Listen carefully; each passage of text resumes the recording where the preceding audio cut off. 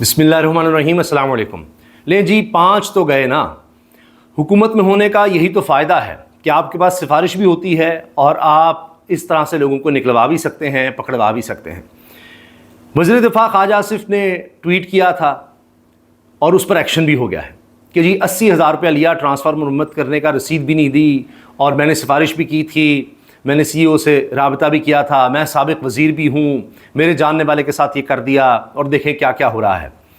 तो अब हुआ ये है कि इसके बाद लेस्को के 2 लाइनमैन और 1 लाइन सुपरिटेंडेंट मुअत्तल कर दिया गया है।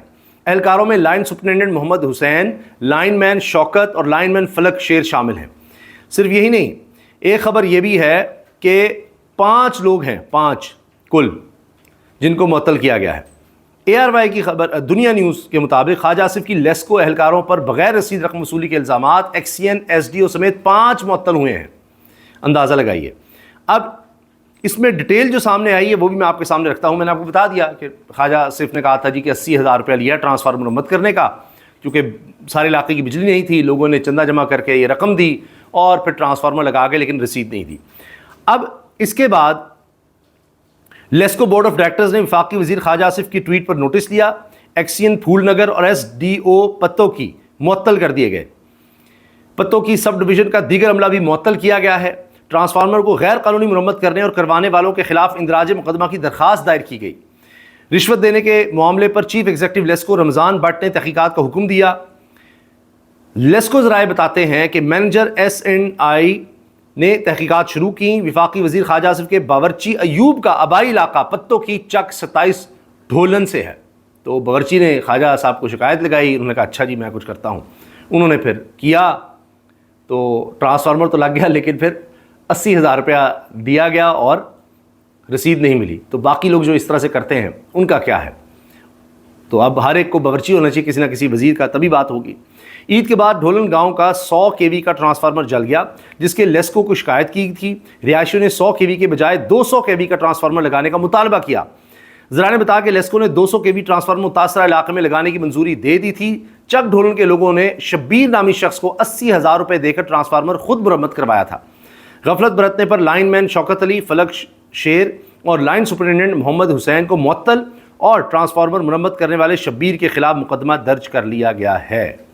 अच्छा, अब ये मामला तो चूँकि हाईलाइट हो गया, वरना पूरे पाकिस्तान में हो रहा है कि आपको ख़र्चा देना पड़ता है। यहाँ तो मीटर भी आपने लगवाना है तो उसका भी खर्चा देना होता है। मीटर आपकी मलकियत होता है, लेकिन जब वो बदला जाएगा तो आपको कुछ पैसे नहीं मिलेंगे, नया मीटर लगवाने के नए पैसे देंगे। तार भी एक हद तक आपको मिलेगी, उसके भी अलग पैसे हैं। ये तो जो खुद डिमांड की जाती है वो है, इसके अलावा ऊपर की बात तो और ही है। तो ये सब चल रहा है। हाँ, वो कहते हैं ना पकड़ा जाए तो वो चोर, तो यहाँ कुछ पकड़े गए हैं। लेकिन कुछ बहुत बड़े बड़े मगरमच्छ हैं जो हर साल वारदात डालते हैं, हर साल निकल जाते हैं, क्योंकि वो अपने हैं। अब एक दफ़ा फिर पाकिस्तान शुगर मिल्स एसोसिएशन का डिप्टी वज़ीर आज़म इसहाक डार को ख़त सामने आया है। अब इसहाक डार साहब वज़ीर ख़ारजा हैं, उनका क्या लेना देना है? लेकिन अब ये शुगर इंडस्ट्री के लोग कह रहे हैं जी क्रशिंग सीज़न 25-26 में मकामी ज़रूरत से ज़्यादा चीनी तैयार हो गई है। ये हर साल यही हो रहा है। और फिर ये कह रहे हैं कि आप ये जो चीनी ज़्यादा है इसको आप बाहर एक्सपोर्ट करने दें, 500 मिलियन अमेरिकी डॉलर का ज़र मुबादला आएगा, 50 करोड़ डॉलर हम इससे कमा लेंगे। तो अब ये जाने दें, हमें इसको बेचने दें बाहर, क्योंकि मुल्क में ज़रूरियात से ज़्यादा है। बिल्कुल, ये हर साल कहा जाता है। अब पिछले साल भी ये हुआ और शहबाज शरीफ साहब ने, उनकी काबीना ने ऐलान किया कि हम इसलिए एक्सपोर्ट की इजाज़त दे रहे हैं कि इन्होंने हमसे ये एग्रीमेंट किया है, ये कमिट किया है कि चीनी महंगी नहीं होगी। जब आप बाहर बेच देंगे तो यहाँ कम रह जाएगी तो महंगी हो जाएगी। नहीं नहीं, ऐसा कुछ नहीं होगा जी। लेकिन क्या हुआ, 210 रुपये तक चली गई थी कीमत चीनी की फ़ी किलो। तो खान साहब के दौर में कहते हैं ना चीनी चोर, चीनी चोर। वो जी जहांगीर तरीन और ये सारे दोस्त थे, उनके खिलाफ ही इमरान खान ने इंक्वायरी करवा दी थी। आज देखें फिर जहांगीर तरीन साहब ने किस तरह इस्तेहकाम पाकिस्तान पार्टी बनाई और हुकूमत कितनी अच्छी बातें करती थी उस इस्तेहकाम पाकिस्तान पार्टी के बारे में। बल्कि जहांगीर तरीन छोड़ गए, अब अलीम खान साहब उसके सरबराह हैं, तो वो काबीना में है। यहाँ यही होता है। तो शुगर इंडस्ट्री से बहुत से पार्लियामेंटेरियन, उनके रिश्तेदार, ख़ानदान, वो व्यवस्था हैं, अपनी शुगर मिले हैं, अपनी शुगर मिले हैं, वो सब इसमें शामिल हैं। तो अब देखते हैं कि क्या होता है। हर साल तो एक्सपोर्ट की इजाज़त मिल जाती है, उसके बाद फिर ये महंगी हो जाती है। इस्लामाबाद में बड़ा ही अफसोसनाक हादसा रिपोर्ट हुआ है, बल्कि हादसे से ज़्यादा اس کو تو قتل ہی کہیں گے۔ اسلام آباد میں ریس لگاتی لینڈ کروزر نے 8 شہری کچل دیے، 4 ہلاک ہو گئے۔ بڑا ہی افسوسناک واقعہ ہوا۔ پھر یہ گزشتہ رات کا واقعہ ہے اور اس کے خلاف پھر 12 کہو اٹھال چوک میں احتجاج ہوا۔ احتجاج کے باعث مری روڈ اٹھال چوک پر ٹریفک کی روانی متاثر ہوئی۔ پھر اس کے بعد جی یقین دہانی کروائی گئی کہ گرفتار کیا جائے گا، ایکشن لیا جائے گا۔ پھر اس کے بعد یہ احتجاج ختم ہوا۔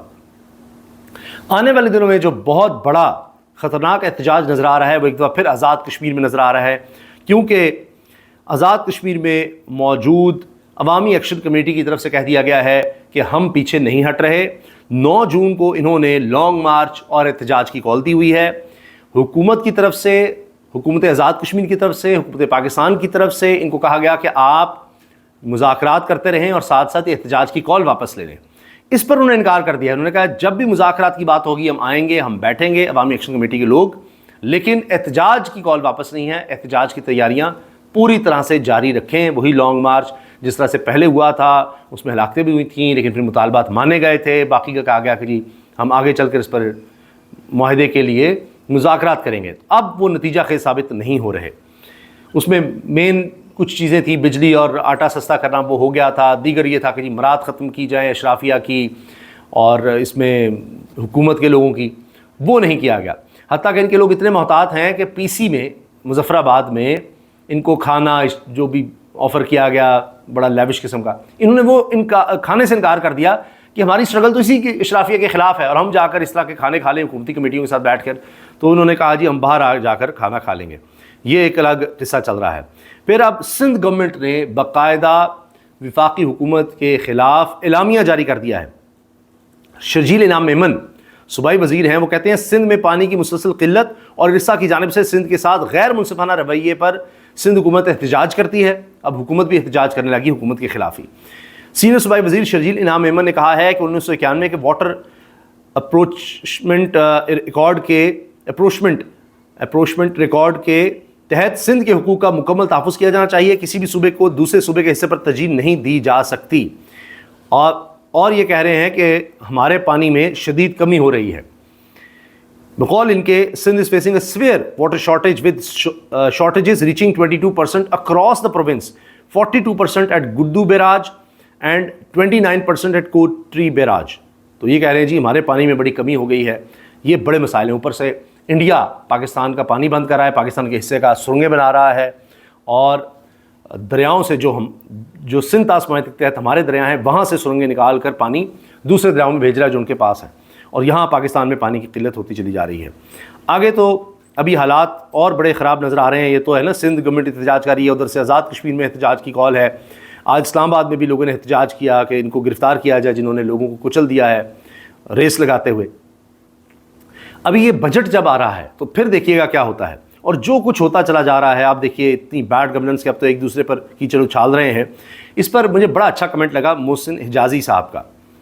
یہ لکھتے ہیں جو حالات ہیں میرے خیال میں تو یہ حکومت خود کہے گی کہ یار خدا کا نام مانو، کوئی ہمارے خلاف تحریک عدم اعتماد لاؤ، اور نہیں تو سپریم کورٹ میں ہی کوئی پرچی ڈالو، کچھ تو کرو ہمارے خلاف، ہماری جان چھڑاؤ۔ کیونکہ ان کے اپنے لوگ یہ کہہ رہے ہیں کہ جی وزیروں کے پاس تو طاقت نہیں ہے، پرائم منسٹر ہاؤس سے چیزیں چلائی جاتی ہیں، کچھ خبر دے رہے ہیں جی نہیں جی وہ وزیر سے ہم نے بات کی تو وزیر کہتا ہے نہیں جی پرائم منسٹر ہاؤس بھی کیا اوپر بھی کچھ ہاؤسز ہیں وہاں سے چیزیں چلائی جا رہی ہیں، ہم بے اختیار ہیں، ہم تو صرف وزارت لے کر بیٹھے ہیں۔ تو چھوڑ دیں جان، یہ گاڑیاں تنخواہیں یہ لینے کے لیے وزیر بنے ہوئے ہیں، بس اختیار نہیں ہے، کچھ بھی نہیں ہے، تو بس یہ بہانہ بنایا ہوا ہے جی وہ ہمارے پاس اختیار نہیں ہے، ہم سے پھر آپ کیا مانگتے ہیں، لیکن وزارت چاہیے۔ IMF کی حکومت کو GST بڑھا کر 19% کرنے کی تجویز، سولر پینل اور الیکٹرک گاڑیاں مہنگی ہونے کا امکان، ہر چیز مہنگی ہونی ہے۔ اسی لیے محسن حجازی صاحب نے بڑا خوب جملہ یہ لکھا ہے کہ حکومت تو ایک طرح سے اب خود کہے گی ہمیں نکالو، کیونکہ ہمیں نکال دیا جائے گا تو ان کا خیال ہے کہ شاید جس طرح ہم نے عمران خان کی حکومت کو گرایا تھا تو اس کی پاپولیرٹی اتنی زیادہ بڑھ گئی تھی، ہمیں کوئی گرا دے گا تو ہمارے پاس کوئی بہانہ تو ہوگا، کوئی ایک وکٹم کارڈ تو ہوگا مظلومیت کا کہ جی ہم نے آگے کچھ کر دینا تھا تو ہمیں نکال دیا گیا۔ کچھ اسی طرح کی واردات ہم سے ہو جائے، ہمارے ساتھ ہو جائے، کیونکہ جو ان کی ڈلیوری ہے، جس طرح سے مہنگائی، بے روزگاری، عدم استحکام پھیلتا چلا جا رہا ہے، حکومت جانے کے بعد یہ اشرافیہ، یہ حکمران خاندان یہ پاکستان میں نہیں ہوں گے۔ تو یہ چاہتے ہیں کچھ تو ہماری ساکھ بچ جائے، تو نکالا جائے گا تو اب کہیں گے ہمیں تو ٹائم نہیں پورا کرنے دیا گیا، ہمیں نکال دیا گیا، کچھ ہمارے پاس بھی کوئی کارڈ آ جائے، لیکن یہ بھی نہیں چلنا۔ اللہ حافظ۔